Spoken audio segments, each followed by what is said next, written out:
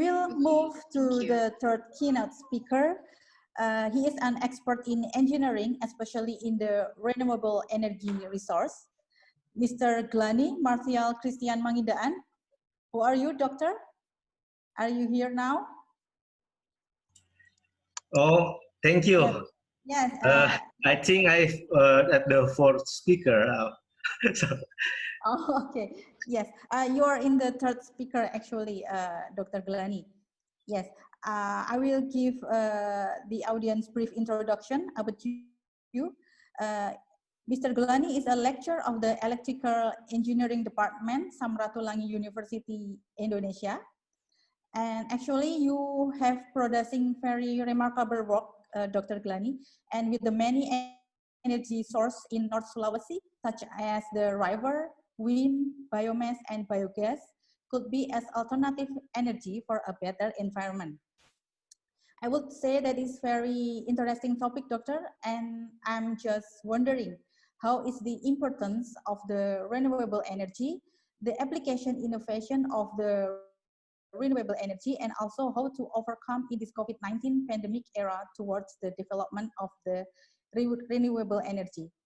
And today, you will be sharing with us with your expert opinion about the renewable energy potential in North Sulawesi and Gorontalo region 2030 until 2050. With that, I ask that you give your full attention for Dr. Glani and help me in welcoming him to this session. Please, Dr. Glani, you can share your PowerPoint.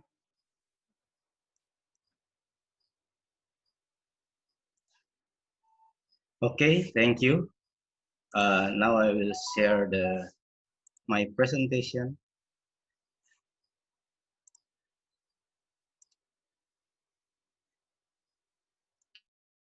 Can you see my presentation? Yes, doctor. Yes. Yes, full screen. Thank you. Okay, thank you, Your Excellencies, Mr. Chairman, keynote speakers, moderator, organizing committee, and all participants. Ladies and gentlemen, it is an honor for me to speak in front of you in like this webinar or like by using the network to make a presentation with the title Renewable Energy Potential in North Sulawesi and Gorontalo region 2030-2050. Because Indonesia has great potential for new renewable energy IBT such as 450 megawatt of mini hydro and 50 gigawatt of biomass, 4.8 kilowatt hour per meter square per day of solar energy, and for wind speed we have 3 to 6 meter per second wind power.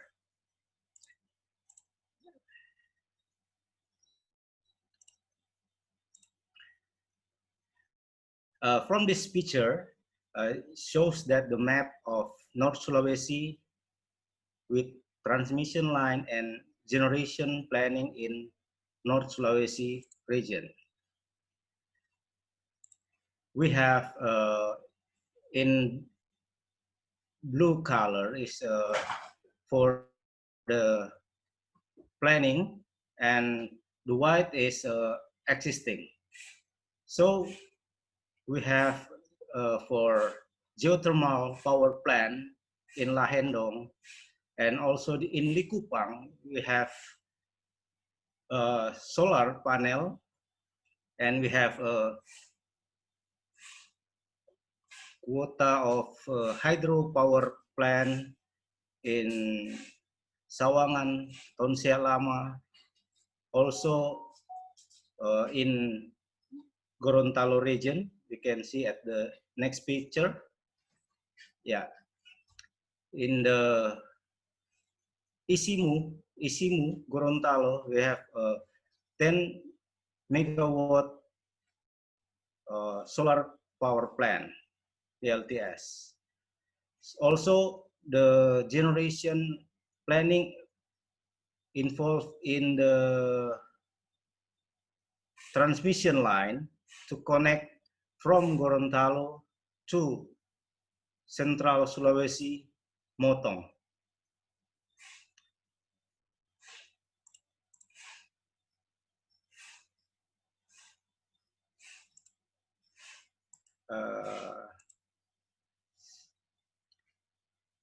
From this figure, we can see that the power flow from Manado to Gorontalo with the power capacity is about 591 megawatt with the peak load 341.4 megawatt. So we have a hydropower plant, also geothermal power plant. In Buroko, we have the microhydro 0.5 megawatt.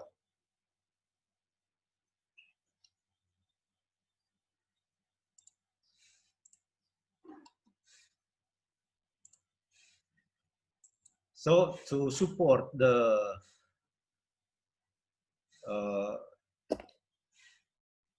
demand of North Sulawesi peak load, you can see that the average peak load growth in North Sulawesi about 9.05%.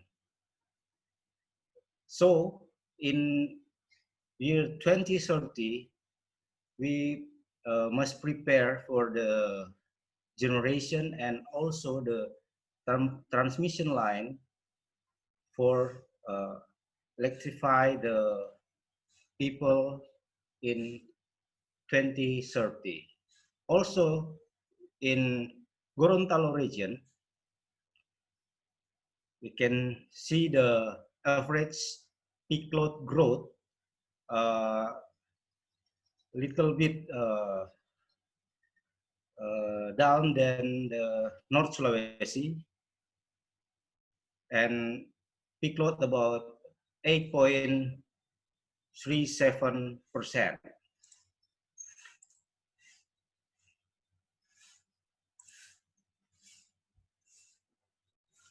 The average load and the power demand in the left side, you can see the average load in North Sulawesi from 0 to 24 hours. It's in 24 hours, you can see that the peak load in North Sulawesi and Gorontalo region at 16 to 20. It means at the when we start the lamp electricity in home, it means that many of the load consumed by household, because the load only peak at the night when we use the electricity. And the power demand, can see for the gigawatt hour is from 2015 plot to 2028. The line is you can see at the figure at the right side.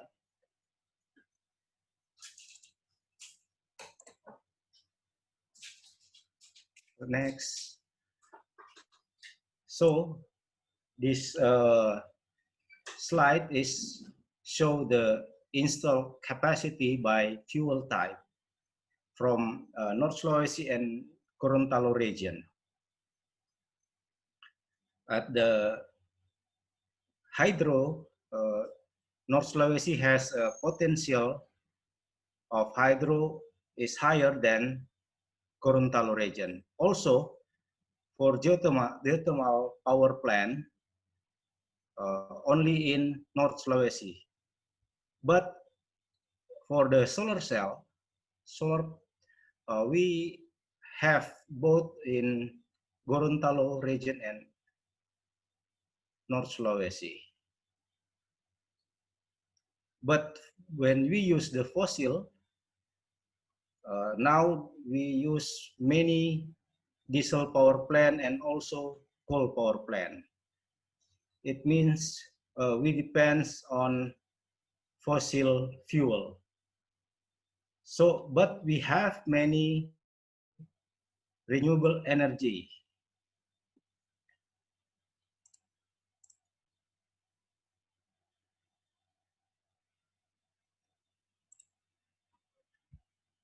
So you can see it,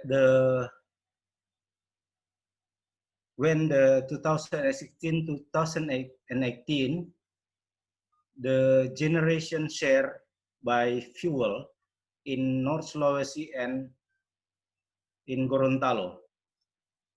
In Gorontalo, when the 2016, they already installed the solar, but not much used. But the hydro at the 2018 is decreased from 16 megawatt to 13. It means for the some of the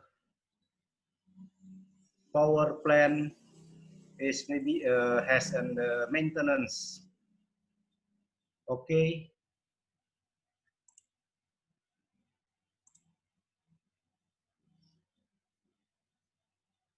The North Sulawesi has a very high and diversified potential, both dispatchable, geothermal, hydro, and variable solar and wind renewable energy.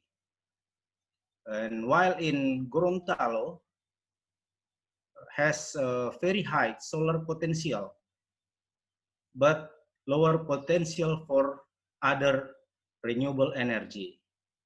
Solar power plant in this part of Indonesia, in North Sulawesi and Gorontalo region, can achieve high full load hour about 1.27 to 1.5 hour due to the good level of irradiation, making them more profitable compared to other part in Indonesia. You can see the full load hour in right side and the resource potential in the left side.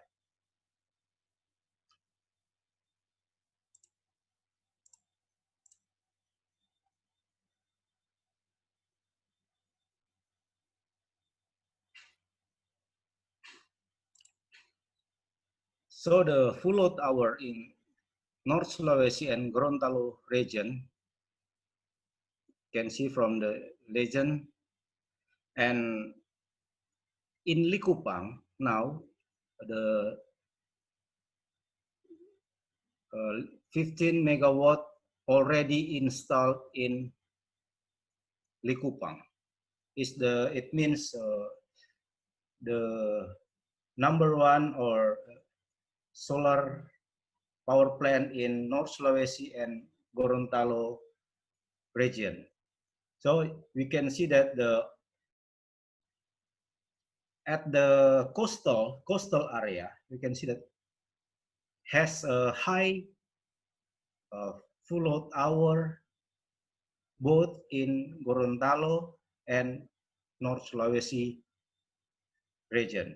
This data from Global Solar Atlas, June 2020.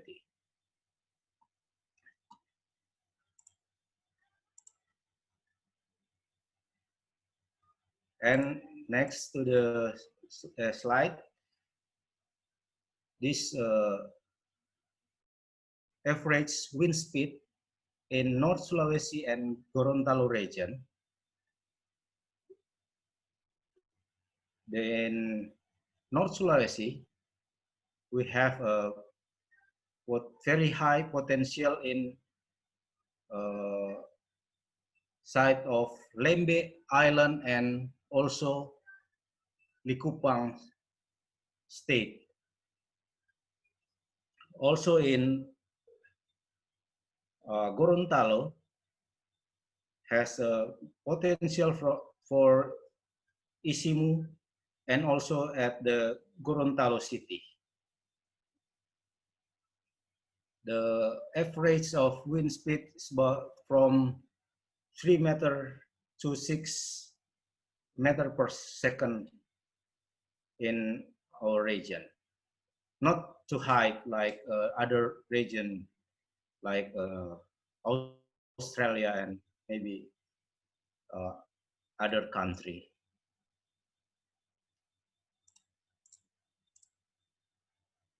So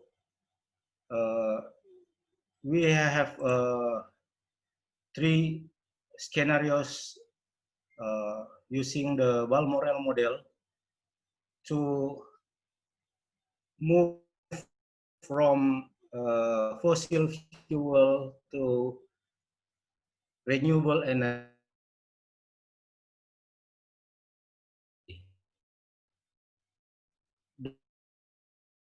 The first is business as usual, 35%. The current condition, we can have 69% and green transition about we have 85%. Maybe from this scenario is we must the government also have policies how to invite the investor to come to our country also, and especially in maybe in North Sulawesi to invest for the power plant.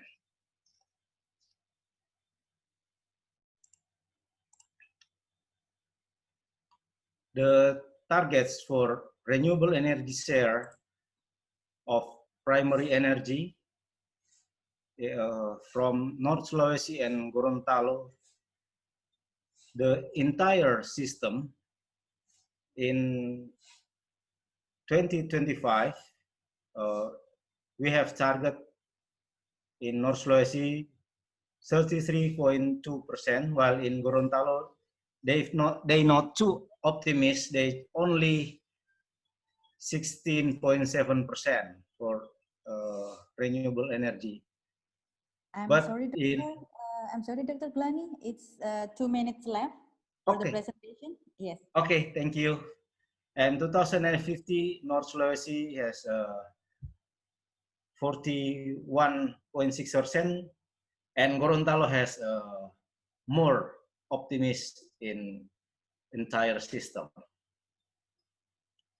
Okay, from this picture we can see the installed capacity and expected capacity development in North Sulawesi and Gorontalo growth than the Gorontalo province. So how can we survive in the crisis of fossil fuel in 2030 and 2050? And so we must think which power plant in North Sulawesi and Gorontalo will have the cheapest development in the medium term 2030, and what is the most competitive renewable energy power plant at the lowest cost. And due to RUEP, the development of 2050 optimum plan for a power system, and how does this compare to the lowest cost for the alternatives scenario? Okay, salute, go green, and we can. Thank you. Yes, thank you very much, Dr. Glani. Go green is a very good strategy for us right now because the pollution is everywhere, right, Doctor? Yes. You give insight to us how this advancement of the renewable energy can support us in many ways, that technology can give us our life simple. You bring us how the Indonesian perspective can have influence to the renewable energy and give us a new level in seeing new technology from the North Sulawesi. Okay, this is the end of the first plenary session, and we will have three another speaker today, and I will give my moderator session to the Miss Dewi. Please, Miss Dewi, the time is yours.